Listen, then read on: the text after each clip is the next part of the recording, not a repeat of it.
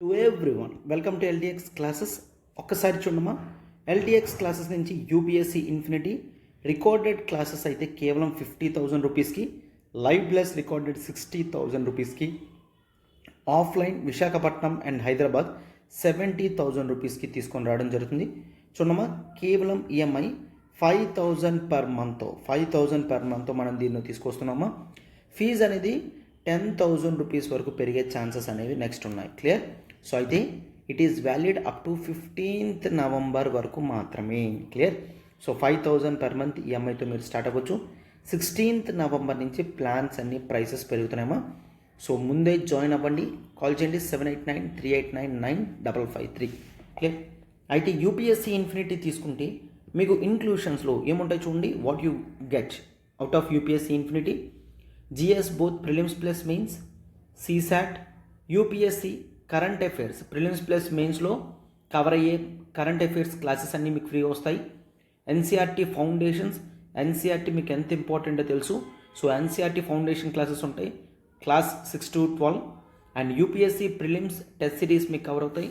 And UPSC daily mains answer writing అనేది కూడా మీకు కవర్ అవుతుందమ్మా. క్లియర్? సో అయితే మీకు కాంప్లిమెంటరీ యాక్సెస్ అనేది APPSC group 1-2, TSPSC group 1-2, RBI grade B, bank PO clerk, SSC CGL, RRB NTPC కూడా మీకు ఇవ్వడం అనేది జరుగుతుంది. అయితే లైఫ్ టైం వ్యాలిడిటీ అనేది ఉంటుందమ్మా కోర్సెస్ అన్నిటి మీద. సో ఇక్కడ నెంబర్ చూడండి 7893899553. ప్రత్యూష మ్యామ్కి కాల్ చేసి వెంటనే మీరు సబ్స్క్రిప్షన్ అనేది చేసుకోవచ్చమ్మా.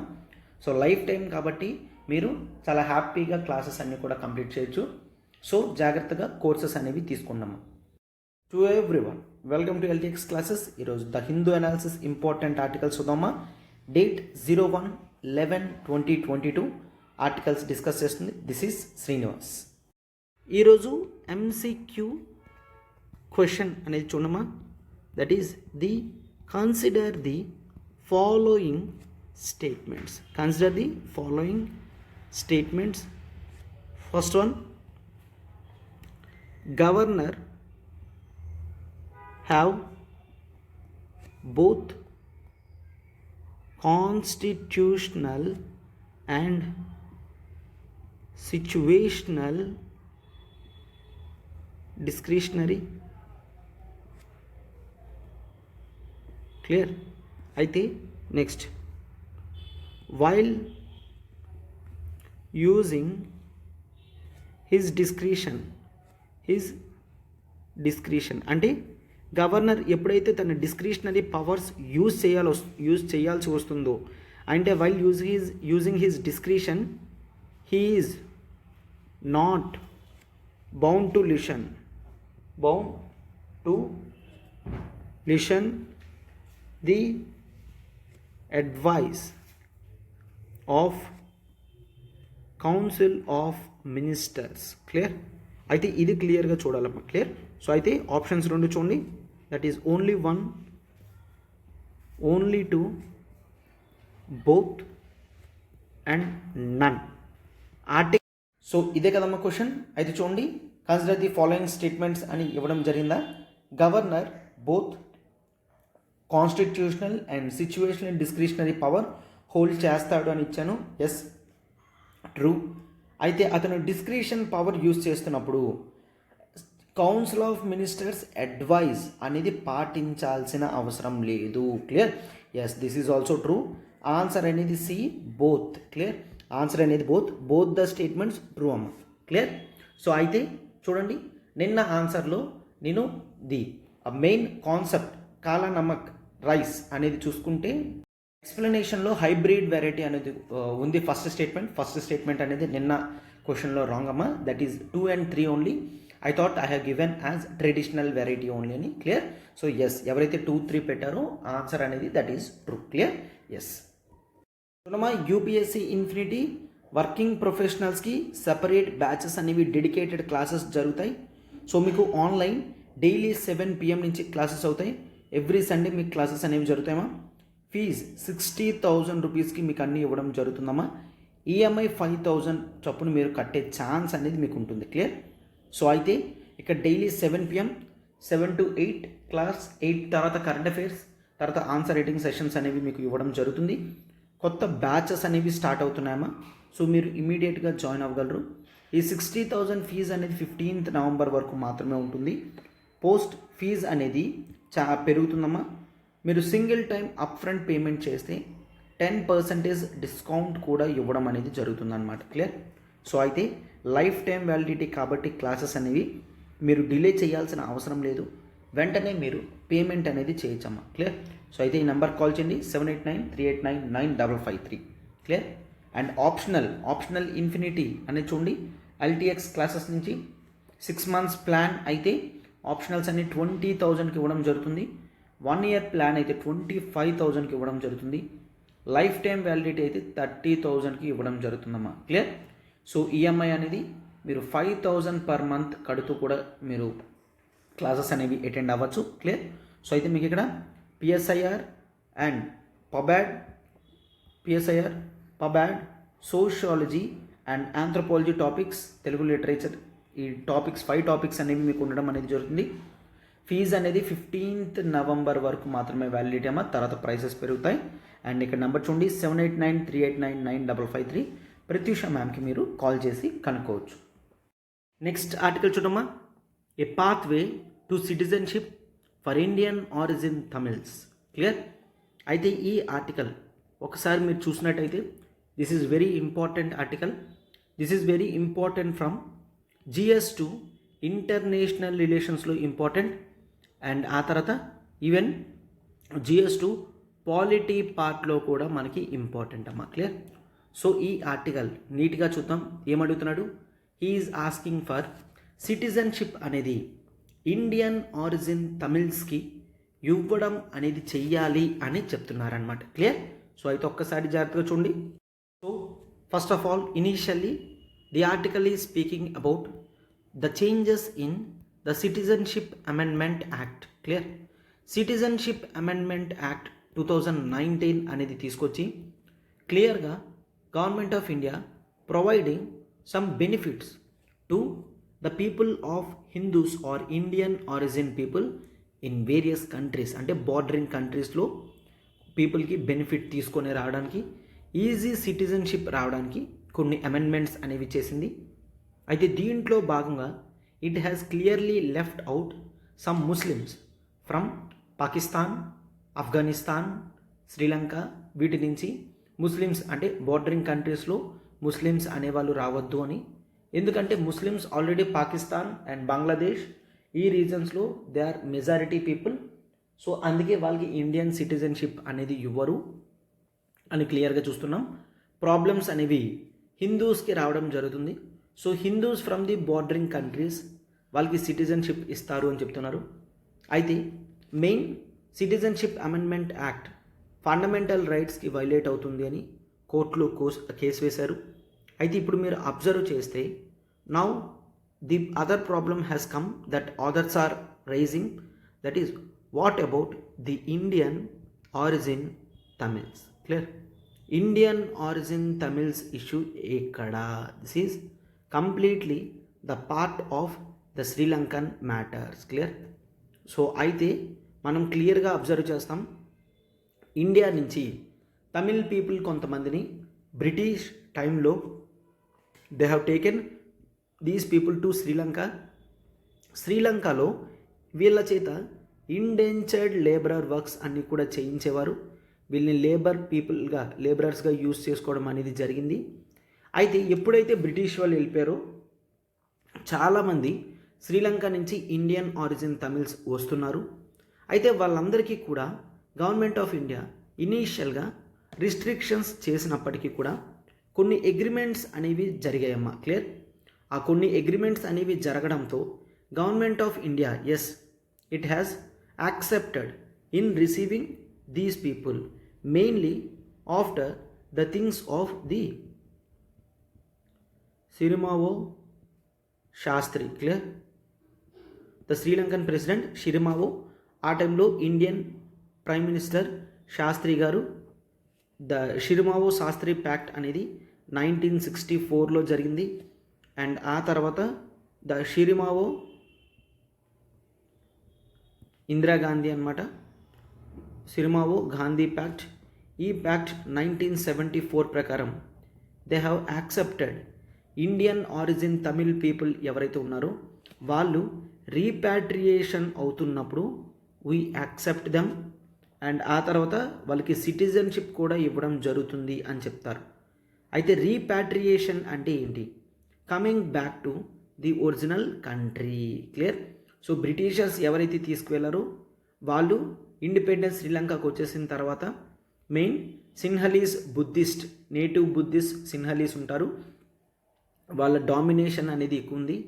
They did everything to downgrade the value of Sri Lankan Tamils. Clear?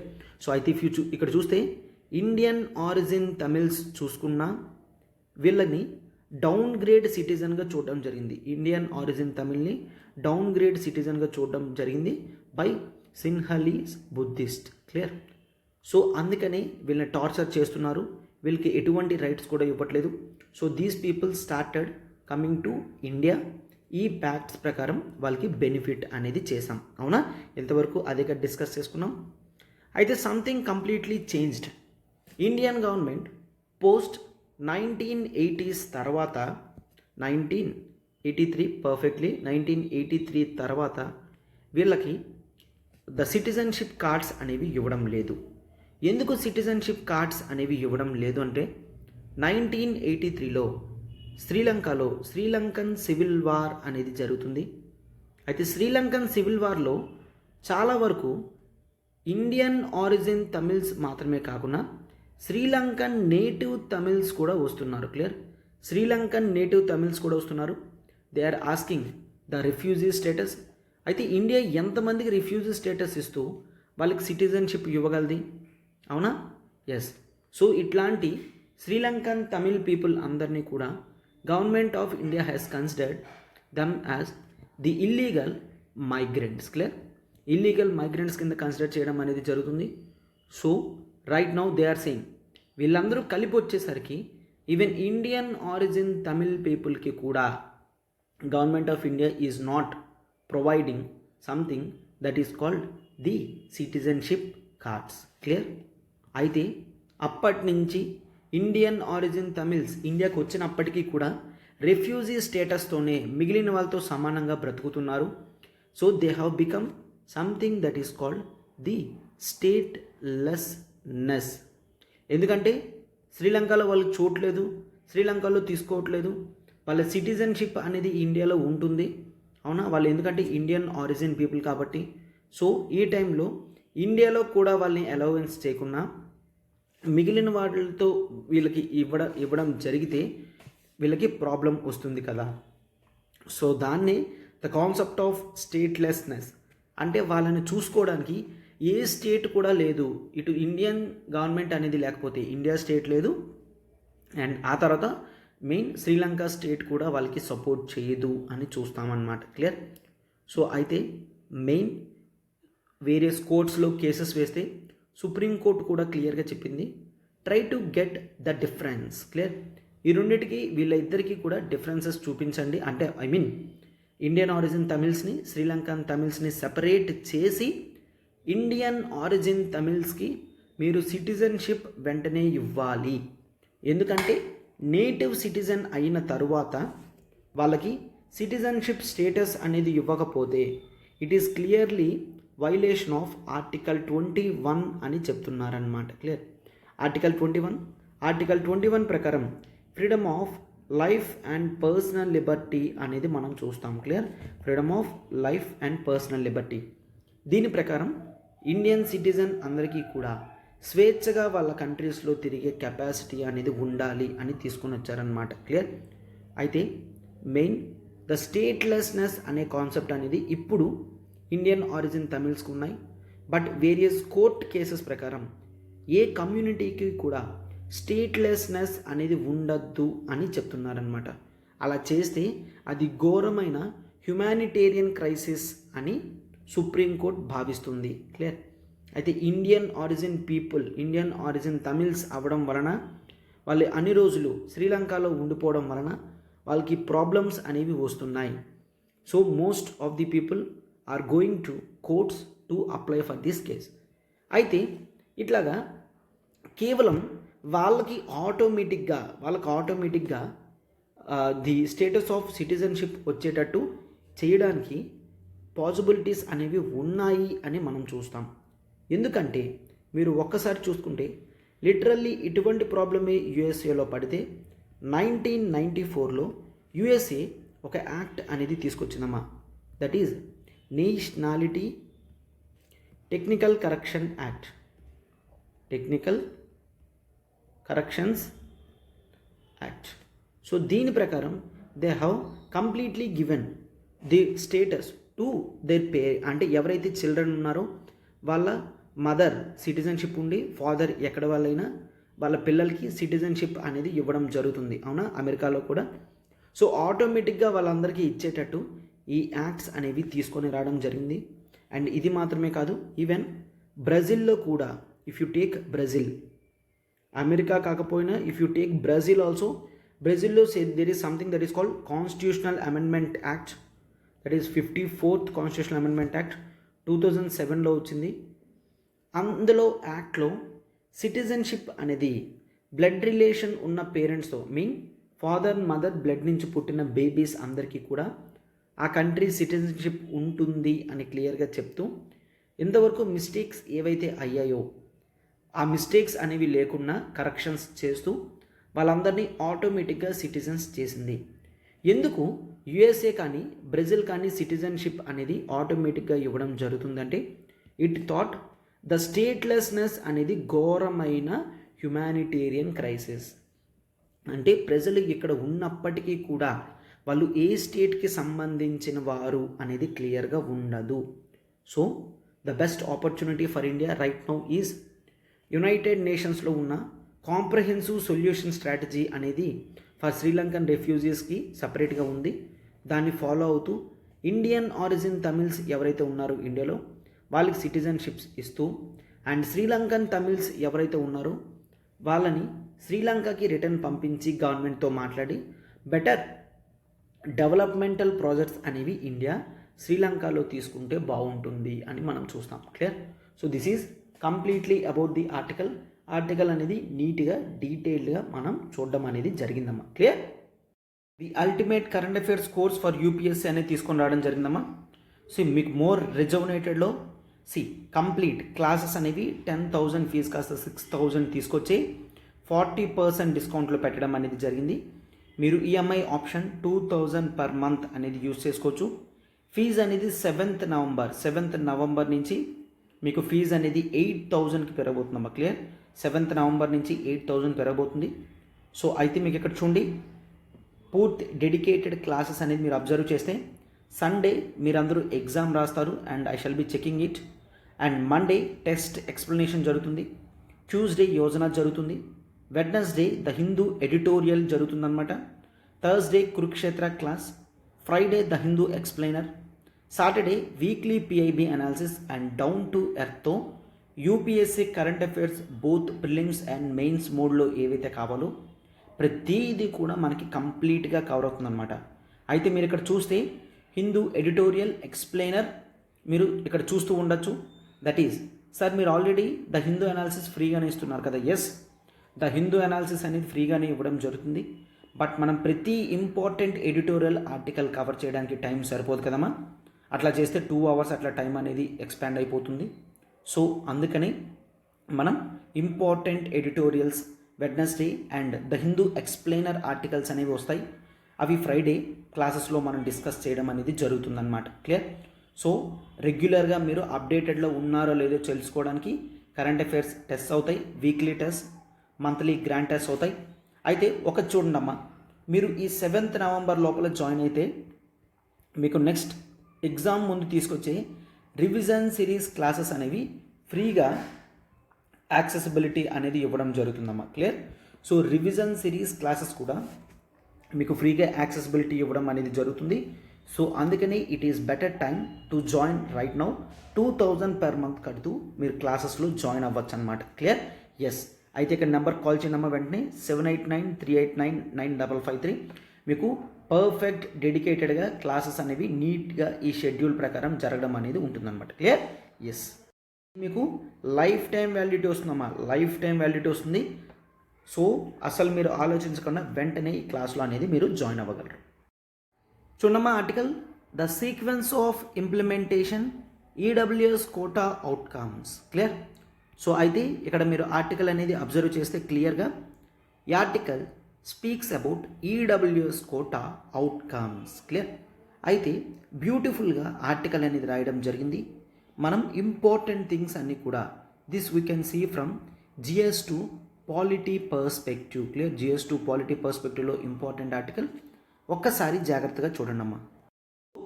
ఒకసారి ద టైమ్ ఆఫ్ ఇండిపెండెన్స్ అనేది మనం చూసుకుంటే అప్పటికి ఇండియాలో చాలామంది పూర్ పీపుల్ ఉన్నారు. అండ్ అంతవరకు కూడా దళిత్ సెక్షన్ అనే కమ్యూనిటీ చాలా హయ్యర్ కాస్ట్ చేతుల్లో అంతవరకు అట్రాసిటీస్ అనేవి ఫేస్ చేయడం జరిగింది. సో అయితే ఉమెన్కి ఎటువంటి సపోర్ట్ అనేది లేదు. సో ఈ టైంలో government of India thought to bring some benefit to the people. So అందుకనే చూసినట్లయితే ద కాన్సెప్ట్ ఆఫ్ రిజర్వేషన్ అనేది ఇండియాలో పెట్టడం అనేది జరిగింది. అయితే గ్లోబల్ లెవెల్లో ఏ ఉద్దేశం మీద రిజర్వేషన్ అనే కాన్సెప్ట్ తీసుకొచ్చారు, ఇండియాలో కూడా అందుకే తీసుకొని రావడం జరిగింది. ఈ రిజర్వేషన్ కాన్సెప్ట్ ప్రకారం చూసుకుంటే మార్జినలైజ్డ్ పీపుల్ ఎవరైతే ఉన్నారో, మార్జినలైజ్డ్ అంటే బడుగు బలహీనత వర్గాల యొక్క అభ్యున్నత గురించి main government has brought something that is called reservation. Clear? Indian Constitutionలో ఆర్టికల్ 15(4) and 16(4) అనేది పెట్టి రిజర్వేషన్స్ అనేవి తీసుకొచ్చారు. తర్వాత 15(5), 16(5) అనేది పెట్టడం అనేది జరిగిందనమాట. క్లియర్? అయితే మెయిన్ మార్జినలైజ్డ్ సెక్షన్స్ అంటే ఎవరైతే హిస్టరీలో అట్రాసిటీస్కి గురయ్యారో మెయిన్లీ ఎస్సీ ఎస్టీ కమ్యూనిటీస్కి తీసుకొని రావడం జరిగింది. అండ్ ఆ తర్వాత బీసీ కమ్యూనిటీస్ కూడా వాళ్ళ యొక్క అభ్యున్నతి అనేది ఏమాత్రం కూడా బాలేదు అని ప్రాపర్ డేటా అనేది సబ్మిట్ చేసిన తర్వాత బీసీ కమ్యూనిటీకి కూడా రిజర్వేషన్ బెనిఫిట్స్ అనేవి తీసుకొని రావడం జరిగిందమ్మా. క్లియర్? అయితే చాలామంది చెప్తారు ఎస్సీ ఎస్టీ అయితే రిజర్వేషన్ వస్తుంది, బీసీ అయితే రిజర్వేషన్ వస్తుంది, కాస్ట్ బేసిస్ మీద రిజర్వేషన్ ఇస్తున్నారని. No, that is wrong assumption. అయితే ఇండియాలో కాస్ట్ బేసిస్ మీద రిజర్వేషన్ ఇవ్వరు, కేవలం బ్యాక్వర్డ్నెస్ అన్న బేసిస్ మీద ఇవ్వడం జరుగుతుంది. అయితే ఎస్సీ ఎస్టీ వాళ్ళు బ్యాక్వర్డ్నెస్ అని చూపించుకోవాల్సిన లేదు. హిస్టరీలో various sources tell they are from the backward community అని. అయితే బీసీ కమ్యూనిటీలో కూడా అందరికీ రిజర్వేషన్ ఉండదమ్మా. ఎవరైతే వెల్ ఆఫ్, క్లియర్, బాగా రిచ్ పీపుల్ ఉంటారో వాళ్ళకి రిజర్వేషన్ బెనిఫిట్ అనేది ఇవ్వరు, వాళ్ళని క్రీమీ లేయర్ కింద తీసేయడం జరుగుతుంది. క్లియర్? క్రీమీ లేయర్ అంటే వాళ్ళకి ఆపర్చునిటీస్ అనేవి ఉన్నాయి, వాళ్ళు ఎప్పుడూ కూడా ప్రాబ్లం అనేది ఫేస్ చేయలేదు అన్న ఉద్దేశంతో దీన్ని తీసేయడం జరిగిందనమాట. క్లియర్? సో అయితే మెయిన్ రిజర్వేషన్ బెనిఫిట్ అనేది it tries to give equal opportunities. Clear? Level playing field అనేది చేయడానికి వీలయ్యేటట్టు అవుతుందన్నమాట. క్లియర్?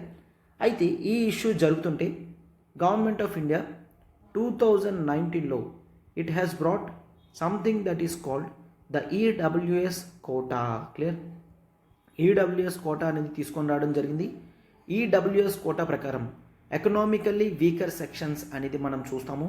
అయితే ఈ ఎకనామికల్లీ వీకర్ సెక్షన్స్ అనేది క్లియర్గా ఎకనామికల్ బేసిస్ మీద ఇవ్వడం జరిగింది. క్లియర్? అయితే గవర్నమెంట్ ఆఫ్ ఇండియా కొన్ని క్రైటీరియా అనేది చెప్పిందమ్మా. ఆ క్రైటీరియా ప్రకారం ఇన్కమ్ లెవెల్స్ కానీ ఫిక్స్డ్ అసెట్స్ గవర్నమెంట్ చెప్పిన లెవెల్స్ కానీ దాటకుండా లోపల ఉంటే ఈడబ్ల్యూఎస్ కోటా కింద రిజర్వేషన్ ఇస్తారు. అయితే ఈ రిజర్వేషన్ అనేది అన్ని కమ్యూనిటీస్కి కాదు, ఈ ఈడబ్ల్యూఎస్ రిజర్వేషన్ అనేది కేవలం ఓసీ కమ్యూనిటీస్. ఎందుకు ఇట్లా తీసుకొని రావడం జరిగిందంటే many people said reservation benefit వలన ఓసీ పీపుల్కి లాస్ అవుతుంది, ఓసీలో చాలా కొంతమంది మాత్రమే వెల్ ఆఫ్లో ఉన్నారు, చాలామంది పూర్లో ఉన్నారు, కనీసం ఆ పూర్ పీపుల్కైనా కూడా బెనిఫిట్ ఉండాలి కదా అని తీసుకొని రావడం అనేది జరిగిందనమాట. క్లియర్? అయితే ఈ ఈడబ్ల్యూఎస్ కోటాలో కేవలం ఓసీ పీపుల్కి ఇచ్చేసరికి then every other community they have reached Supreme Court. Clear? Supreme కోర్టుకి వెళ్ళడం జరిగింది. ఎందుకు? అయితే కేవలం ఓసీ కమ్యూనిటీకి ఇవ్వడం వలన government of India violated article 14. Article 14 అనేది రైట్ టు ఈక్వాలిటీని సూచిస్తుంది అన్నమాట. క్లియర్? ఎస్, ఆర్టికల్ 14 అనేది రైట్ టు ఈక్వాలిటీని అనేది మెయిన్ ఇది చూపిస్తుంది. అండ్ ఆర్టికల్ 15 అనేది ప్రొహిబిషన్ ఆఫ్ డిస్క్రిమినేషన్, ఆర్టికల్ 16 అనేది ఈక్వాలిటీ ఆఫ్ ఆపర్చునిటీస్ అనేవి చూపించడం జరుగుతుందన్నమాట. క్లియర్? సో అయితే ఇండియాలో మీరు ఒకసారి చూస్తే ఎటువంటి టైప్ ఆఫ్ రిజర్వేషన్ ఉందమ్మా? That we see as the vertical reservation. Clear? అయితే వర్టికల్ రిజర్వేషన్ అనేది బీసీ కమ్యూనిటీకి, ఎస్సీ కమ్యూనిటీకి, ఎస్టీ కమ్యూనిటీకి ఇవ్వడం జరుగుతుంది. అవునా? అయితే దీన్ని వెర్టికల్ రిజర్వేషన్ అంటాం. అయితే there is some form of horizontal reservation. Clear? Horizontal reservation అనేది ఇస్తారు. ఈ హారిజాంటల్ రిజర్వేషన్ సిస్టంలో బీసీ, ఎస్సీ, ఎస్టీలో ఉమెన్కి సపరేట్గా ట్రీట్ చేయడం అనేది జరుగుతుంది. అండ్ పర్సన్స్ విత్ డిజబిలిటీస్ సపరేట్గా ట్రీట్ చేయడం అనేది జరుగుతుందన్నమాట. క్లియర్? సో అయితే మెయిన్ ఇట్లాగా వర్టికల్ అండ్ హారిజాంటల్ రిజర్వేషన్ అనేది ఇవ్వడం జరుగుతుంది. But government of India with its 103rd constitutional amendment act EWS reservation అనేది తీసుకొచ్చి వెర్టికల్ రిజర్వేషన్లో కొత్త ప్రాబ్లం తీసుకొచ్చి కొత్త ఎక్స్ట్రా ఓసీ అనే కేటగిరీని కూడా యాడ్ చేశారు అని చెప్తున్నారనమాట. క్లియర్?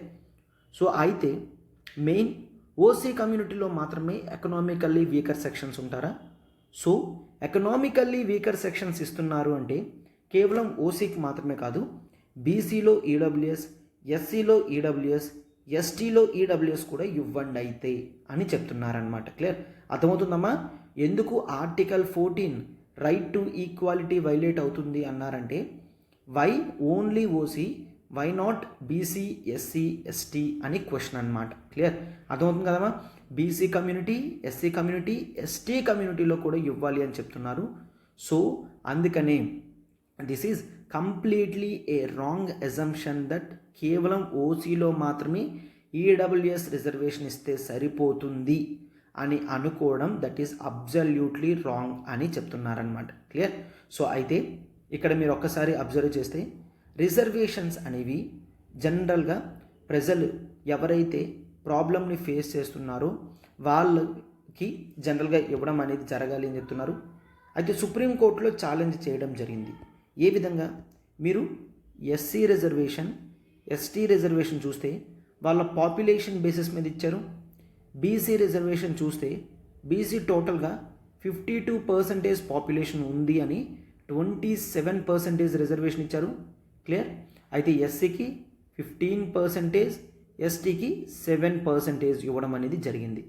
బట్ ఓసీలో ఈడబ్ల్యూఎస్కి మాత్రం ఎటువంటి క్యాలిక్యులేషన్ లేకుండా 10% రిజర్వేషన్ ఇవ్వడం జరిగింది. అవునా? ఓసీలో 10% రిజర్వేషన్ ఇచ్చారు. అయితే few studies says that government చెప్పిన ఇన్కమ్ లిమిట్ అనేది చూసుకుంటే ఓసీలో 98% కమ్యూనిటీస్ అన్నీ కూడా దీంట్లోకి వస్తాయి అని చెప్తున్నారనమాట. క్లియర్? సో 98% ఆఫ్ ఓసీస్ అందరూ కూడా ఈడబ్ల్యూఎస్ రిజర్వేషన్కి అర్హులు. అయితే మరి 10% ఎట్లా ఇస్తారు? Are you getting? అంటే క్లియర్గా గవర్నమెంట్ ఒక ఓట్ బ్యాంక్ పాలిటిక్స్ గురించే ఇస్తుందా ఆర్ ఇంకేదానికి ఇస్తుంది అని అడుగుతున్నారనమాట. సో కొంతమంది అడుగుతున్నారు ఇట్లాగా రిజర్వేషన్స్ అనేవి ఎకనామికల్ బేసిస్ మీద కాన్స్టిట్యూషన్లో ఇవ్వచ్చో లేదో కూడా చూడకుండా గవర్నమెంట్ సింప్లీ వాళ్ళకి కాన్స్టిట్యూషనల్ అమెండ్మెంట్ చేసి యాడ్ చేయడం అనేది జరిగింది. సో ఓసీ పీపుల్ని కూడా దీంట్లో యాడ్ చేయడం జరిగిందనమాట. క్లియర్? అయితే యాజ్ ఆఫ్ నౌ ఇష్యూస్ అన్నీ కూడా కోర్ట్ దగ్గర ఉన్నాయి. So Supreme Court is hearing all these things. ఒక హయ్యర్ బెంచ్కి కూడా పంపించడం అనేది జరిగింది. So we shall see. Generally now people are asking to plug these loopholes. Reservation అనే బెనిఫిట్ చూపించి చాలా వరకు governments they are taking advantage of those communities. Clear? So ఓసీలో 10% రిజర్వేషన్ ఇవ్వడం అనేది హిస్టరీలో ఎప్పుడూ జరగలేదు. రిజర్వేషన్ కాన్సెప్ట్ యొక్క మెయిన్ పర్పస్ అనేది పోతుంది. హిస్టారికల్ ఇంజస్టిస్ జరిగింది అన్న ఉద్దేశంతో వీళ్ళకి రిజర్వేషన్ ఇస్తుంటే ఇప్పుడు మాత్రం గవర్నమెంట్ ఆఫ్ ఇండియా ఈ కొత్తగా ఓసీ కమ్యూనిటీకి ఎందుకు ఇస్తుంది అని అడుగుతున్నారు. సో దీని వలన ఎగ్జిస్టింగ్ ప్రాబ్లమ్స్ ఏమైనా తగ్గుతాయా, అన్ఎంప్లాయ్మెంట్ ప్రాబ్లం ఏదైనా తగ్గుతుందా, అండ్ బెనిఫిట్ పొందిన ఎంప్లాయీస్ వాళ్ళ లైఫ్స్లో గ్రేట్ చేంజెస్ అనేవి ఏవైనా వస్తాయా అనేవి అడుగుతున్నారనమాట. క్లియర్? ఎందుకంటే ఒక ఎస్సీ ఎస్టీ క్యాండిడేట్ కనుక గవర్నమెంట్ ఉద్యోగం కానీ ఏదైనా వచ్చింది అంటే వాళ్ళ యొక్క లైఫ్ అనేవి పూర్తిగా టర్న్ అయిపోవడం జరుగుతుంది. అంత గొప్ప విషయం ఏం జరుగుతుంది ఇక్కడ అని చెప్పి అడుగుతున్నారనమాట. క్లియర్? సో అందుకనే ఈడబ్ల్యూఎస్ కోటా అవుట్కమ్స్ అనేది ఏ విధంగా ఉండబోతుంది అనేది మనం వెయిట్ చేసి చూడాలి. సుప్రీంకోర్టు ఇచ్చిన తీర్పు బట్టి ఉంటుందన్నమాట. క్లియర్? సో అయితే ఇక్కడ ఆథర్ క్లియర్గా వర్టికల్ రిజర్వేషన్, హారిజంటల్ రిజర్వేషన్ వీటన్నిటి గురించి మాట్లాడుతున్నాడు. So this is important article in our polity part. So that's why I have discussed each and everything. Clear? చూడమ్మా, ఎల్టీఎక్స్ క్లాసెస్ నుంచి యూపీఎస్సీ ఆంథ్రోపాలజీ ఆప్షనల్ చూడండి. This has great advantage. Limited syllabus అనేది ఉంటుంది, available notes అనేది దొరుకుతుంది, మీకు regular answer writing classes అనేవి జరుగుతాయి, రెగ్యులర్ క్లాసెస్ అనేవి జరుగుతాయి, ఈజీగా టాపిక్స్ అనేవి మీరు కంప్లీట్ చేయగలరమ్మా. క్లియర్? సో అయితే మీకు ఇక్కడ లైవ్ ప్లస్ రికార్డెడ్ క్లాసెస్ మీకు అవైలబుల్గా ఉంటాయి. ఇప్పుడు 6 months క్లాసెస్ అనేవి మీరు తీసుకోవాలనుకుంటే 15,000కి ఇవ్వడం జరుగుతుంది. అండ్ 1 year వ్యాలిడిటీ కోర్స్ అనేది 20,000కి ఇవ్వడం జరుగుతుంది. లైఫ్ టైం వ్యాలిడిటీ అనేది కేవలం 25,000కి ఇవ్వడం అనేది జరుగుతుందమ్మా. అయితే సపరేట్ ఆంథ్రోపాలజీ టెస్ట్ సిరీస్ కూడా మనకుంది. అది సపరేట్గా ఎవరైనా ఆల్రెడీ ఆప్షనల్ ఆంథ్రోపాలజీ కంప్లీట్ చేసినట్టయితే టెస్ట్ సిరీస్ తీసుకొని రెగ్యులర్గా మీ ఆన్సర్ రైటింగ్ స్ట్రాటజీస్ అనేవి మీరు మార్చుకుంటూ ఎక్కడ ప్రిపరేషన్ ఎక్కడ ఉంది అనేది మీరు తెలుసుకోగలరు. క్లియర్? ఫీజు అనేది 15th November వరకు వ్యాలిడిటీ అమ్మా. కోర్స్ అనేది completely discussed by me. This is Srinivas. So ఒక్కసారి ఈ నెంబర్కి కాల్ చేయండి. వెంటనే మీరు అయితే టెస్ట్ సిరీస్ లేదు ఆప్షనల్స్ ఇంకా స్టార్ట్ చేయలేదంటే ఆప్షనల్ స్టార్ట్ చేయనమ్మా. This is the high time to start early. Clear? So అయితే this is very important to start. Optionals చాలామంది లేట్గా స్టార్ట్ చేయడం అనేది జరుగుతుంది, but it should not be done. Clear? ఎంత వేగంగా వీలైతే అంత వేగంగా ఆప్షనల్స్ అనేవి కంప్లీట్ చేసుకోవాలి. నెక్స్ట్ ఆర్టికల్ చూడమ్మా. India H1 fiscal deficit touches the 6.2 lakh crore, tax receipts rises అని ఇవ్వడం జరుగుతుంది. క్లియర్? సో అయితే ఈ ఆర్టికల్ అనేది మనకి క్లియర్గా ఎక్కడ important, this is very important from the perspectives of GS3 ఎకానమీలో మనకి ఇంపార్టెంట్ అమ్మ. GS3 ఎకానమీలో ఇంపార్టెంట్. అయితే ఇక్కడ H1 అని అంటున్నారు.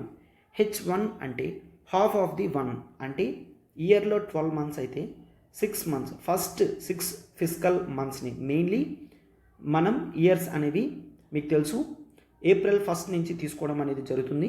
అవునా? April 1st నుంచి 6 months వరకు క్యాలిక్యులేట్ చేస్తారు. That is H1. అండ్ ఆ తర్వాత నుంచి March 31st వరకు H2గా జనరల్గా కన్సిడర్ చేయడం జరుగుతుంది. అయితే H1లో ఫిస్కల్ డెఫిసిట్ అనేది పెరుగుతుంది అని చెప్పారు. అయితే డెఫిసిట్ అంటే ఏంటో చూసిన తర్వాత ఫిస్కల్ డెఫిసిట్ అనేది చూద్దామా. ఇఫ్ యూ కన్సిడర్ డెఫిసిట్ అంటే ఇక్కడ నథింగ్ బట్ ది డౌన్ఫాల్, అవునా, నెగిటివ్ సెన్స్ అన్నమాట. ఎప్పుడైనా ఎక్స్పెండిచర్ అనేది రెవెన్యూస్ కన్నా ఎక్కువ ఉంది అంటే అప్పుడు డెఫిసిట్స్లో ఉంటారు. ఫర్ ఎగ్జాంపుల్ నా ఇన్కమ్ అనేది 1000 రూపీస్ అనుకోండి నా ఇన్కమ్, బట్ నా ఎక్స్పెన్సెస్ అనేవి 1200 అవుతుంది అంటే ఆ 200 రూపీస్ని డెఫిసిట్ అని అంటాము. క్లియర్? అయితే ఫిస్కల్ డెఫిసిట్ అంటే ఏంటి? ఫిస్కల్ డెఫిసిట్ అంటే if you observe main capital receipts అనేవి ఉంటాయి అండ్ ఆ తర్వాత క్యాపిటల్ ఎక్స్పెండిచర్ అనేది ఉంటుంది. క్లియర్? అండ్ అలానే రెవెన్యూ రిసీప్ట్స్ అనేది ఉంటుంది, రెవెన్యూ ఎక్స్పెండిచర్ అనేది ఉంటుంది. క్యాపిటల్ రిసీట్స్ అంటే ఫర్ ఎగ్జాంపుల్ వేరే కంట్రీ నుంచి లోన్ తెచ్చుకున్నా or for example huge capital fees కానీ మనం ఏమైనా కలెక్ట్ చేసినా వాటిని క్యాపిటల్ రిసీట్స్ అని అంటారు. అండ్ క్యాపిటల్ ఎక్స్పెండిచర్ అంటే హ్యూజ్ ఎక్స్పెన్సెస్, మనకి ఏదైనా అసెట్ క్రియేట్ అయితే అట్లాగా క్యాపిటల్ ఎక్స్పెండిచర్ అంటారు. ఫర్ ఎగ్జాంపుల్ రోడ్ కన్స్ట్రక్షన్ కానీ స్కూల్ కన్స్ట్రక్షన్ కానీ అట్లా చేస్తున్నప్పుడు క్యాపిటల్ ఎక్స్పెండిచర్ అంటారు. రెవెన్యూ రిసీట్ అని అంటాము. రెగ్యులర్గా మనకు వచ్చే ఇన్కమ్ని రెవెన్యూ రిసీట్ అని అంటాం. ఫర్ ఎగ్జాంపుల్ మనం వడ్డీకి అమౌంట్ అనేది ఇచ్చామనుకోండి, ఇంట్రెస్ట్ మనకి ఏదైతే ఎవ్రీ మంత్ వస్తుందో దాన్ని రెవెన్యూ రిసీట్ అని అంటాం. రెవెన్యూ ఎక్స్పెన్సెస్ అంటే రెగ్యులర్గా అయ్యే ఎక్స్పెన్సెస్. గవర్నమెంట్ తన ఎంప్లాయీస్కి ఏదైతే రెగ్యులర్ శాలరీస్ ఇస్తుందో వాటిని రెవెన్యూ ఎక్స్పెండిచర్ అని అంటాం. డెఫిసిట్ రూల్స్ ప్రకారం expenditure is greater than revenue అని చూస్తాం, అవునా? అంటే ఇక్కడ టోటల్ ఎక్స్పెండిచర్ అని నేను తీసుకుంటున్నానమ్మా. సింపుల్గా టోటల్ ఎక్స్పెండిచర్ అని తీసుకుంటాం. Total expenditure minus total revenues. Clear? అయితే దిస్ లెస్ అంటే దీంట్లో మైనస్ చేస్తాం, మైనసెస్ ది బారోయింగ్స్. క్లియర్? అప్పులు ఏవైతే ఉన్నాయో వాటిని తీసేయడం అనేది జరుగుతుంది. క్లియర్? సో ఎందుకంటే ఆ అప్పునే ఇక్కడ ఫిజికల్ డెఫిసిట్గా చూస్తాం, అవునా కదమ్మా? ఫస్ట్ దాంట్లో నా ఇన్కమ్ 1000 రూపాయలు అయినప్పుడు నేను 1200 ఏ విధంగా ఖర్చు పెట్టగలను? 200 రూపాయలు అప్పు చేస్తున్నాను కాబట్టి అది వస్తుంది, అవునా? సో టోటల్ ఫిజికల్ డెఫిసిట్ అనేది తెలియాలి అంటే టోటల్ ఎక్స్పెండిచర్ మైనస్ టోటల్ రెవెన్యూస్లో లెస్ బారోయింగ్స్ అనేవి చేస్తే సింపుల్గా ఫిజికల్ డెఫిసిట్ అనేది వస్తుంది. అయితే ఈ ఫిజికల్ డెఫిసిట్ని మనం మన బారోయింగ్స్గా చూడగలం. అంటే గవర్నమెంట్ యొక్క ఫిజికల్ డెఫిసిట్ అనేది ఎంతవరకు వెళ్ళిందంటే 6.2 lakh crores వెళ్ళింది. క్లియర్? 6.2 lakh crores వెళ్ళింది. బట్ మెయిన్ బెనిఫిట్ ఏంటి అంటే ఇంత ఎక్కువ అవసరమైనప్పటికీ కూడా మన ఇన్కమ్స్ అంటే మెయిన్లీ ట్యాక్స్ రిసీట్స్ అనేవి పెరిగాయి. జిఎస్టీ కలెక్షన్స్ కానీ మిగిలినవి కానీ పెరగడంతో గవర్నమెంట్కి అంత ప్రాబ్లం రాలేదు. క్లియర్? సో లాస్ట్ ఇయర్ ఈ టైంలో కేవలం 5.27 lakh crores మాత్రమే ఫిజికల్ డెఫిసిట్ ఉంటే ఈ ఇయర్ దాదాపుగా 1,00,000 కోట్ల దాకా ఎక్స్ట్రా అయ్యింది అని చెప్తున్నారు. ఆ 1,00,000 కోట్లు ఎక్స్ట్రా అయినప్పటికీ కూడా మన నెట్ కలెక్షన్ ట్యాక్స్ కలెక్షన్స్ అనేవి 10 lakh crores పెరగడంతో కాస్త గవర్నమెంట్ ఊపిరి పీల్చుకోవడం అనేది జరిగింది. అంటే ఎక్స్పెన్సెస్ ఈ మంత్ పెరిగినా కూడా, ఫర్ ఎగ్జాంపుల్ ఫెస్టివల్ వచ్చింది అనుకోకుండా ఎక్కువ ఎక్స్పెన్సెస్ అయ్యాయి. బట్ అదే మంత్లో నాకు ఎవరైతే డబ్బులు ఇవ్వాలో ఎప్పుడో ఒకసారి వాళ్ళు వచ్చి ఇచ్చారు. ఆర్ నేను ఎప్పుడు ఇన్వెస్ట్మెంట్ చేస్తున్న బాండ్స్లో ఈసారి రిటర్న్స్ ఎక్కువ వచ్చి వాళ్ళు ఎక్కువ ఇచ్చారు. ఏదో ఒకలాగా నాకు ప్రాఫిట్ అనేది రావాలి, ఎక్స్ట్రా రిసీట్ ఇన్కమ్ అనేది రావాలన్నమాట. క్లియర్? సో అలానే గవర్నమెంట్కి ట్యాక్సెస్తో ఎక్కువ కలెక్షన్ అనేది వచ్చింది. సో దీంతో గవర్నమెంట్ ఊపిరి పీల్చుకోవడం అనేది జరిగిందనమాట. క్లియర్? సో అయితే టోటల్ ఎక్స్పెండిచర్ ఫస్ట్ 6 monthsకి కూడా ఎంతైందమ్మా? 18.24 lakh crores అనేది అయ్యింది అని చెప్తున్నారనమాట. క్లియర్? సో టోటల్ ఎక్స్పెండిచర్ అనేది ఇక టోటల్ ఎక్స్పెండిచర్ అని రాశాను, అవునా? ఈ టోటల్ ఎక్స్పెండిచర్ గవర్నమెంట్కి స్టార్టింగ్ 6 monthsలో 18.24 lakh crores, అవునా? ఎస్, ఇది మెయిన్ అవ్వడం అనేది జరిగింది. అయితే డెఫిసిట్స్ అనేది మనం చూసుకుంటే గవర్నమెంట్ డెఫిసిట్ టార్గెట్ అనేది చేస్తుంది, తగ్గించాలి అని చూస్తుంది అనమాట. టోటల్ ఓవరాల్ జీడిపిలో as of now last year 6.7% of GDP అనేది ఉన్నాము. బట్ దాన్ని 6.4% ఆఫ్ జీడిపికి తీసుకొని రావాలి నెక్స్ట్ ఇయర్ కల్లా, 2022/23 కల్లా కూడా తీసుకొని రావాలి అని చూస్తున్నాం అన్నమాట. క్లియర్? సో 6.4% ఆఫ్ జీడిపి తీసుకొని రావాలి అని as of now we are trying. Clear? So అయితే ఇది బికాజ్ ఆఫ్ ఎందుకు ఈ సంవత్సరం 1 lakh crore ఎక్స్ట్రా అయ్యింది అంటే దట్ కుడ్ బి గ్లోబల్ లెవెల్లో మెయిన్ ఫెర్టిలైజర్ ప్రైసెస్ పెరిగాయి and government of India COVID-19 వలన అండ్ మెయిన్ స్కీమ్స్ అనేవి ఇస్తూ ఫుడ్ ప్రొవిజన్స్ మీద ఎక్కువ ఖర్చు పెట్టడం జరిగింది. ఫ్యూయల్స్ అనేవి వరల్డ్ లెవెల్లో పెరిగితే గవర్నమెంట్ ఆఫ్ ఇండియా వాటికి సబ్సిడీస్ ఇస్తుంది. సో ఫ్యూయల్ సబ్సిడీస్ కూడా ఎక్స్ట్రా బర్డన్ కింద గవర్నమెంట్కి తయారయ్యాయి అని చూస్తామన్నమాట. Clear? So this is an important economy related article. Important concepts అన్నీ కూడా నేను చెప్పాను. ఈ డెఫిసిట్ టార్గెటింగ్ అనేది చూడమ్మా. సింప్లీ డెఫిసిట్ టార్గెటింగ్ అంటే మనం డెఫిసిట్స్ ఏ విధంగా ఎంత ఉంచుకోవాలి అని చూస్తాము. క్లియర్? అంటే అప్పుని తగ్గించుకోవాలి. అంటే నా ఇన్కమ్ 1000 రూపీస్ అయినప్పుడు నా ఎక్స్పెన్సెస్ 1200 అవుతున్నప్పుడు I should try to reduce my expenses. అవునా? 1200 నుంచి 1150కి రావాలి, 1100కి రావాలి, అట్లా ట్రై చేస్తూనే ఉండాలన్నమాట. అవునా? ఎస్, ఆ విధంగా ఇక్కడ గవర్నమెంట్ కూడా చెయ్యాలి అని చెప్తున్నారు. This is important article. So ఇట్లాంటి కాన్సెప్ట్స్ క్లారిటీగా మీరు చూస్తే నెక్స్ట్ టైం నుంచి ఆర్టికల్స్ అనేవి మీరు సింపుల్గా మీ అంతటి మీరు చదువుకోగలరు అనమాట. క్లియర్? ఎస్. నెక్స్ట్ ఆర్టికల్ చూడండి. That is the decentralise MGNRGS for better implementation says government study. Clear? అయితే ఇక్కడ article is speaking about something that is called the scheme MGNREGS. Clear? అయితే ఈ ఆర్టికల్ అనేది క్లియర్గా GS2 పాలిటీలో ఇంపార్టెంట్ ఆర్టికల్ అమ్మ. GS2 పాలిటీలో important article. Mahatma Gandhi national rural employment guarantee scheme. ఈ స్కీమ్ MGNREGS యాక్ట్తో తీసుకొని రావడం జరిగింది 2005. అయితే ఈ స్కీమ్ ప్రకారం రూరల్ ఏరియాస్లో, గుర్తుంచుకోండి, రూరల్ ఏరియాస్లో ఎవరికైతే ఎంప్లాయ్మెంట్ ఆపర్చునిటీ ఉండదో they can seek some employment from the government. అయితే గవర్నమెంట్ ఖచ్చితంగా 100 days ఎంప్లాయ్మెంట్ అనేది పెర్ ఇయర్లో ఇవ్వడం అనేది జరుగుతుంది. అంటే ఫిక్స్డ్గా 100 days ఎంప్లాయ్మెంట్ అనేది ఒక వ్యక్తికి 1 yearలో, అంటే 1 year దాటిన తర్వాత ఆ వ్యక్తి మళ్ళీ దానికి అప్లై చేసుకోగలడు అన్నమాట. క్లియర్? సో అర్థమవుతుందా? 100 days ఎంప్లాయ్మెంట్ బెనిఫిట్ అనేది ఇస్తారు. సో ఇది one of the great schemes.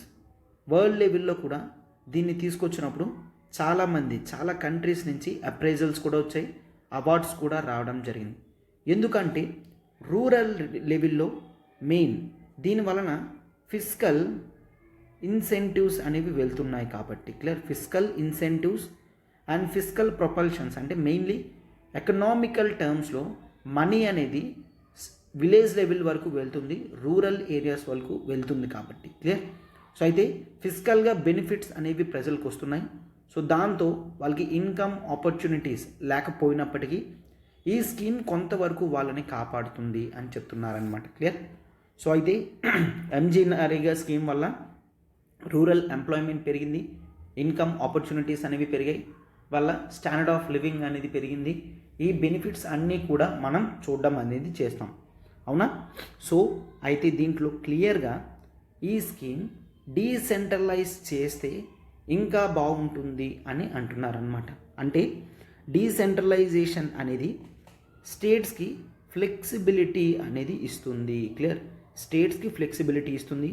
As of now central government చెప్పినట్టుగా మాత్రమే ఎక్కడ వీళ్ళ చేత పనులు చేయించాలి అనేవి క్లియర్గా చెప్తుంది. బట్ ఇండియాలో వేరియస్ స్టేట్స్ అనేవి ఉన్నాయి. వేరియస్ స్టేట్స్లో వేరియస్ రిక్వైర్డ్ వర్క్స్ అనేవి ఉంటాయి. అవునా? డైవర్సిఫికేషన్ ఆఫ్ వర్క్స్ అనేవి లేదు. క్లియర్? డైవర్సిఫికేషన్ ఆఫ్ వర్క్స్ లేకపోవడంతో government of India A works అయితే ఇస్తుందో ఆ వర్క్స్ మాత్రమే చేయించాల్సి వస్తుంది. కొన్ని స్టేట్స్లో వాటి యొక్క అవసరం అనేది ఉండదు. ఫర్ ఎగ్జాంపుల్ నేను క్లియర్గా నార్మల్గా ఇస్తాను, చూడమ్మా, మీకు దీంతో అర్థమవుతుంది. టేక్ ఎగ్జాంపుల్, ఒకసారి తెలంగాణ స్టేట్లో గవర్నమెంట్ ఆఫ్ తెలంగాణ అడిగిందనమాట. ఏమని? మనం 100 days ఎంప్లాయ్మెంట్ అనేది ఇస్తున్నాం. అయితే ఈ 100 days ఎంప్లాయ్మెంట్లో సెంట్రల్ గవర్నమెంట్ 60%, స్టేట్ గవర్నమెంట్ 40% పెడుతుందన్నమాట. క్లియర్? సెంట్రల్ 60, స్టేట్ 40 పెడుతుంది. అయితే ఒక్కసారి చూడండి, దట్ ఈస్ ఈ స్కీమ్ ప్రకారం ప్రజలు మెయిన్లీ వీళ్ళని సమ్మర్ సీజన్స్లో వాళ్ళకి వర్క్ ఆపర్చునిటీస్ అనేవి ఉండవు. ఆ టైంలో పాండ్స్ క్రియేషన్కి, పాండ్స్ రివర్స్ రెనోవేషన్కి వీటికి యూజ్ చేస్తారు. అయితే మెయిన్ సీజన్ టైంలో ఒకసారి చిల్లీ పంటకి ప్రైసెస్ అనేవి బాగా తగ్గిపోవడం అనేది జరిగింది తెలంగాణలో. So Telangana government asked central government permission to use MGNREGA వర్కర్స్ని చిల్లీ పంటల్లో మెయిన్ వీళ్ళ చేత అగ్రికల్చర్ ఫీల్డ్లో కూడా యూజ్ చేస్తే బాగుంటుంది కదా అని. ఎందుకంటే ఒక్కసారి చూడమ్మా, చిల్లీ పంటలు ప్రైస్ అనేది తగ్గింది. సో ఫార్మర్స్ పంట కూలీలు పెట్టి మెయిన్ చిల్లీని కట్ చేస్తే వాళ్ళకి లాస్ అనేది వస్తుందన్నమాట. ఎందుకంటే ఎక్స్ట్రా లేబర్ని పెట్టి ఆ ఛార్జెస్ అంతా పే చేస్తే, లెట్స్ టేక్ ఒక 100 kgs చిల్లీ అంతా ఫామ్ ఫీల్డ్ నుంచి కట్ చేయాలంటే ఒక 1000 రూపీస్ అవుతుంది. బట్ మార్కెట్లో కేజీ చిల్లీ అనేది 8 రూపీస్కి వచ్చేసిందంటే వాళ్ళకి 800 రూపీస్ మాత్రమే వస్తుందన్నమాట. అంటే ఈవెన్ వాళ్ళు పెట్టుబడికి రాకపోవడం సరే, ఈవెన్ లేబరర్స్ పెట్టి తీస్తే ఎక్స్ట్రా లాస్ అవుతుంది. సో అయితే అట్లీస్ట్ ఫార్మర్స్కి ఈ బెనిఫిట్ అయినా తీసుకొద్దామని ఎంజీ నరేగా వర్కర్స్ని దీంట్లో ఉపయోగిద్దాం. సో దీంట్లో ప్రకారం గవర్నమెంట్ పే చేస్తుంది, ఫార్మర్స్కి ఫ్రీగా ఇస్తాం, ఫార్మర్స్కి లాస్ అనేది ఉండదు, అట్లీస్ట్ అదైనా కవర్ అవుతుందంటే government did not accepted. Clear? అంటే ఆ ఫ్లెక్సిబిలిటీ అనేది లేదు. అంటే ఏ స్టేట్లో ఆ స్టేట్ అవసరం అయ్యేటట్టు తీసుకునే ఛాన్సెస్ అనేవి లేవు. ఫిక్స్డ్గా చెప్పిన వర్క్స్లో మాత్రమే పని చేయాలి అని చెప్తున్నారు. సో అందుకని కొన్ని స్టడీస్ అనేవి జరిగాయి. మెయిన్ అజీం ప్రేమ్జీ యూనివర్సిటీ నుంచి కొంతమంది students they started reading these and అయితే క్లియర్గా చూసారనమాట. సెంట్రలైజ్డ్ సిస్టమ్స్ అనేవి చేసే బదులా గ్రామ సభ నుంచి పేమెంట్ అనేది చేస్తుంటే కరప్షన్ అనేది తగ్గింది. ఎఫిషియెంట్గా ప్రజలకి వెంటనే అమౌంట్స్ అనేవి రావడం జరిగింది. ప్రజలు కూడా ఫండ్స్ అన్నీ గ్రామ సభ చేతుల్లో ఉండడంతో హ్యాపీగా ఎస్ ఇవి మాకు ఖచ్చితంగా వెంటనే వస్తాయి అన్న నమ్మకంతో సాటిస్ఫాక్షన్గా వర్క్స్ అనేవి చేయడం స్టార్ట్ చేశారు. వాళ్ళల్లో ఉన్న ప్రొడక్టివిటీ అనేది కనిపించింది అని వేరియస్ యాక్టివిటీస్లో అని ఆ స్టడీ క్లియర్గా చెప్తుందన్నమాట. అందుకని ఇక్కడ article it is asking MG NREGA స్కీమ్ని ఇంప్లిమెంటేషన్ బెటర్గా చేయాలి అంటే సెంట్రలైజేషన్ నుంచి డీసెంట్రలైజేషన్ రావాలి. క్లియర్? సో పవర్ అనేది సెంట్రల్ గవర్నమెంట్ నుంచి గ్రామ సభకు వస్తే మెయిన్ దాని యొక్క ఎఫెక్టివ్నెస్ అంతా మరింత పెరుగుతుంది అని చెప్తున్నారనమాట. క్లియర్? సో కంప్లీట్గా అర్థమైంది కదమ్మా. గుర్తుంచుకోండి, స్టడీస్ క్లియర్లీ స్కేస్ ఎంజీ నరేగా స్కీమ్ అనేది డీసెంట్రలైజ్ చేసి డైవర్సిఫికేషన్ ఆఫ్ పర్మిసిబుల్ వర్క్స్ అనేవి రావాలి అని. క్లియర్? ఎందుకు నేను చెప్తున్నానంటే మోస్ట్ ఆఫ్ ద టైమ్స్ వీటి మీద క్వశ్చన్స్ కూడా రావచ్చు. సో మెయిన్స్ బేస్డ్ క్వశ్చన్స్ వచ్చినప్పుడు ఈ స్టడీస్ని మనం పెట్టామంటే మ్యాక్సిమం మార్క్స్ అనేవి మనం స్కోర్ చేయడానికి అవుతుందన్నమాట. క్లియర్? ఎస్. చూడమ్మా, ఎల్టీఎక్స్ క్లాసెస్ నుంచి ఏపీపీఎస్సి గ్రూప్ 1 అనేది వస్తుంది అండ్ గ్రూప్ 2 కూడా ఎక్స్పెక్ట్ చేస్తున్నారు. గ్రూప్ 1 ప్రిలిమ్స్లో, గ్రూప్ 2 ప్రిలిమ్స్ ప్లస్ మెయిన్స్లో ఇంపార్టెంట్ వన్ అయిన ఏపీ సోషియో ఎకనామిక్ సర్వే అనేది మనం తీసుకొని రావడం జరుగుతుంది. అయితే కంప్లీట్ క్లాసెస్ విత్ పీడిఎఫ్ అనేది కేవలం 500 రూపీస్కే లాంచ్ చేయడం జరిగిందమ్మా. క్లియర్? సో అయితే ఫర్ షూర్ మీకు తెలుసు దీని నుంచి 15 to 20 క్వశ్చన్స్ దాకా వచ్చే ఛాన్సెస్ ఉన్నాయి. You can check even previous years classes questions also. Or రీసెంట్గా మీరు టీఎస్పీఎస్సి పేపర్ రాసినా కూడా మీకు ఐడియా వస్తుంది. టీఎస్పీఎస్సి ఎకనామిక్ సర్వేలోంచి ఎన్ని వచ్చాయి క్వశ్చన్స్ అనేది మీకు అర్థమవుతుంది. So this is very important. Complete PDF అనేది ఇవ్వడం జరుగుతుంది. పీడిఎఫ్ ఎట్లా ఉంది అనుకున్నా, డెమో క్లాసెస్ ఎలా ఉంటాయని చూసినా యూట్యూబ్లో మీకు కొన్ని ఫ్రీ డెమోస్ అనేవి పెట్టడం జరిగింది. You can access that and ఆ తర్వాత మీరు కోర్స్ అనేది సబ్స్క్రైబ్ చేసుకోవచ్చమ్మా. This is very easy and very important. చూడమ్మా, 7893899553 ప్రత్యూష మేడం కాల్ చేసి వెంటనే మీరు జాయిన్ అవ్వండమ్మా. కంప్లీట్ క్లాసెస్ అనేవి నా చేత డీల్ చేయడం జరుగుతుంది.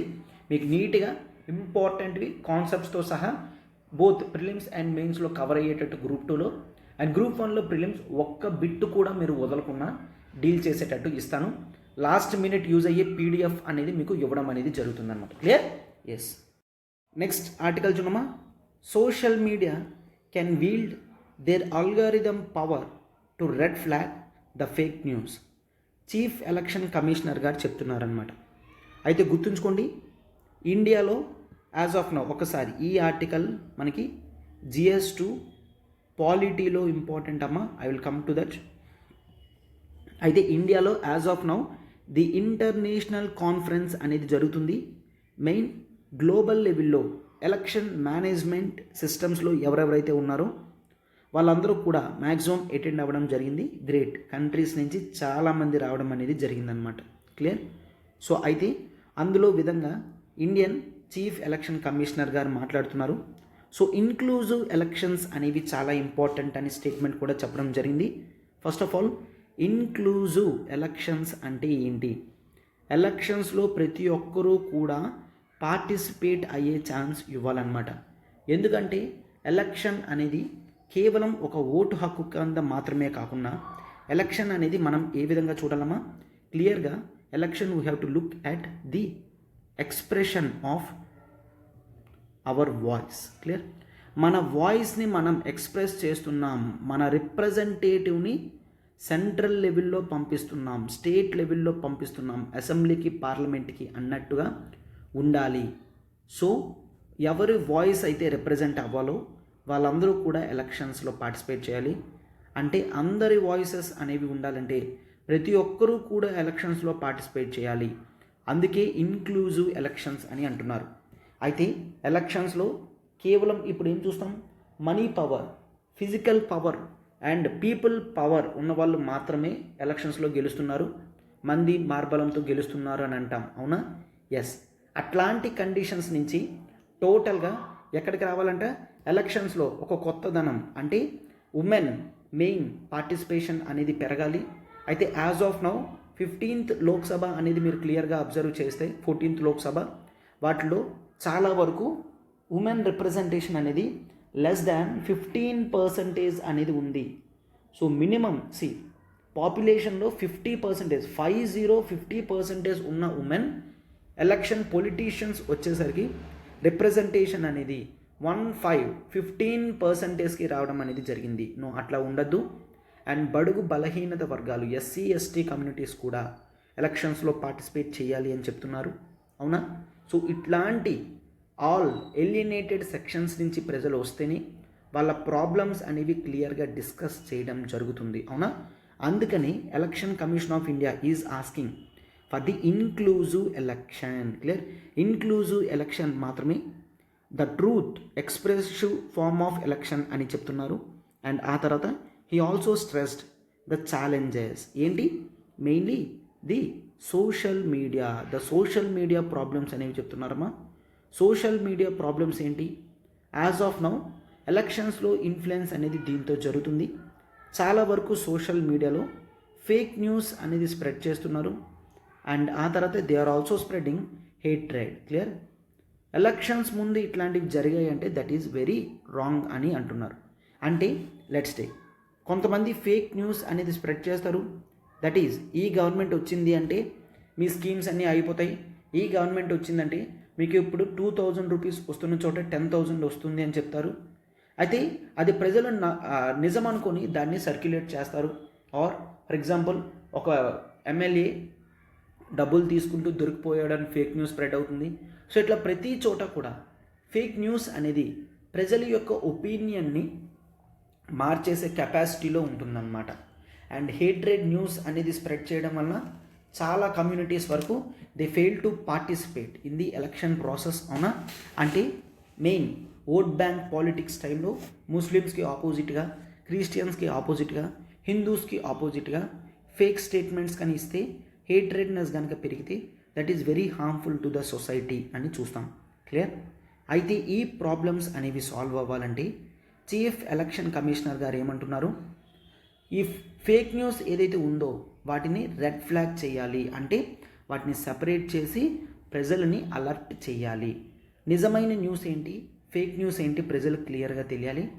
ఇట్లాంటివి తెలియాలి అంటే yes, as of now social media తనకున్న ఆల్గారిథమిక్ పవర్స్ అనేవి ఉపయోగించాలి. అంటే దట్ ఈస్ సింప్లీ సాఫ్ట్వేర్లో కొన్ని ఆల్గారిథమ్స్ బేస్ చేస్తే ఒక న్యూస్ అనేది క్రియేట్ చేయడం జరిగిందా, ఒరిజినల్ సోర్సెస్ నుంచే తీసారా అనేది క్రాస్ చెక్ చేసుకుంటూ వేరియస్ సోర్సెస్ అనేవి చెక్ చేసుకుంటూ పెట్టాలి. ఫర్ ఎగ్జాంపుల్ ఆల్రెడీ ఒక న్యూస్ పేపర్లో ఒక అథెంటికేటెడ్ సోర్సెస్ నుంచి ఏవైతే ఇన్ఫర్మేషన్ వస్తున్నాయో వాటిలో ఉన్న ఇన్ఫర్మేషన్ మాత్రమే ఇక్కడ పోస్ట్ చేసిన ట్రూ అయితే మాత్రమే ఉండాలి, లేదంటే ఆటోమేటిక్గా క్యాన్సిల్ అవ్వాలి అని చూస్తాం. అర్థమవుతుందా?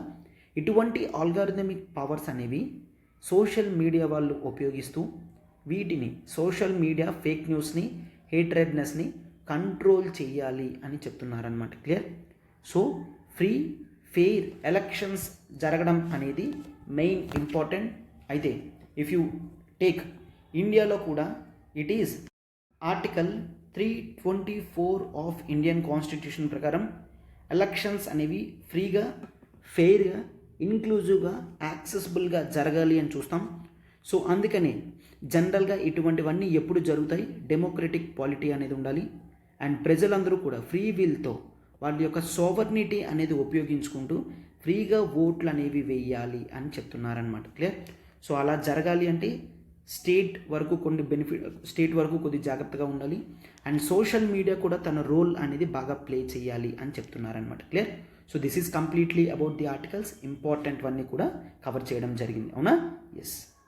సో ఈరోజు ఎంసీక్యూ క్వశ్చన్ చూడమ్మా. Consider the following statements.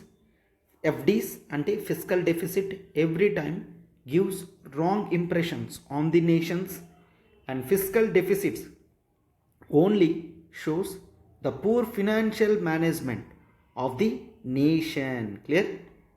అంటే నేషన్ యొక్క ఎకనామిక్ రిసోర్సెస్ అనేవి పూర్గా యూజ్ చేయడం వలన, ఫినాన్షియల్ మేనేజ్మెంట్ లేకపోవడం వలన ఫిజికల్ డెఫిసిట్స్ అనేవి వస్తున్నాయని చెప్తున్నాను. So options are only one, only two, both, none is the options. So which of the following is the correct option అనేది స్టేట్మెంట్ అనమాట. సో ఆన్సర్ అనేది క్లియర్గా కామెంట్ బాక్స్లో వీడియో అనేది ఒకసారి పాజ్ చేసి ఆన్సర్ పెట్టండి అమ్మా. నెక్స్ట్ మెయిన్స్ క్వశ్చన్ అనేది చూడమ్మా. The statelessness is a psychological problem that refugee people feel. Explain from Indian origin Tamil people's perspective. Clear? So 10 marks 150 వర్డ్స్కి ఇవ్వడం జరిగిందమ్మా. ద స్టేట్లెస్నెస్ అనేది మనం చూసాం, అవునా? Indian origin Tamil people problems face చేస్తున్నారని. అయితే దాని గురించి క్లారిటీగా మీరు రాయండమ్మా. అవునమ్మా, పాలిటీ మనకి ఎగ్జామినేషన్లో ఎంత ఇంపార్టెంటో మీకు తెలుసు. యూపీఎస్సీ కంప్లీట్ పాలిటీ కోర్స్ అనేది రికార్డెడ్ క్లాసెస్ కేవలం 5000కి, లైవ్ ప్లస్ రికార్డెడ్ కేవలం 10,000కి మనం ప్రొవైడ్ చేయడం జరుగుతుంది. కంప్లీట్ క్లాసెస్ అనేవి నా చేతి తీసుకోబడతాయి. మీకు కాన్స్టిట్యూషన్లో ఉన్న ఆర్టికల్స్, ప్రిన్సిపల్స్ అన్నిటితో సహా పూర్తిగా చెప్పడం అనేది జరుగుతుంది అన్న. Clear? So interested candidates they can call to this number. Call చేసి మీరు వెంటనే సబ్స్క్రిప్షన్ అనేది చేసుకున్నామా. లైఫ్ టైం వ్యాలిడిటీ రావడం వలన మీకు ఎన్నిసార్లు డౌట్స్ వచ్చినా కూడా క్లాసెస్ని మీరు యాక్సెసిబుల్ చేసుకోవచ్చు అనమాట. సో ఇంకెందుకు లేట్, వెంటనే తీసుకున్నామా. ఇది మాత్రమే కాదు, ఎల్టీఎక్స్ క్లాసెస్లో I also deal anthropology optional. So anthropology optional గురించి మీకు ఏ డౌట్ ఉన్నా కూడా, మీరు ఒకవేళ నాతో మాట్లాడాలనుకున్నా కూడా ఈ నెంబర్కి మీరు కాల్ చేయగలరమ్మా.